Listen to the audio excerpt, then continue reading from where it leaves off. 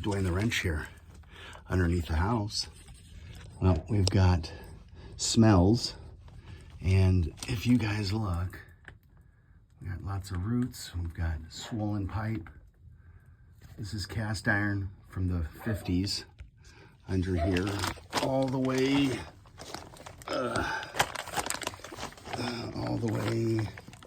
back that way. So looks like we're gonna need to change it. This side over here goes underneath the doorstep. So, I mean, right, how do you hopefully get to good pipe on that? So, roots, standing water, and fun. Cheers, everybody. Life of a plumber.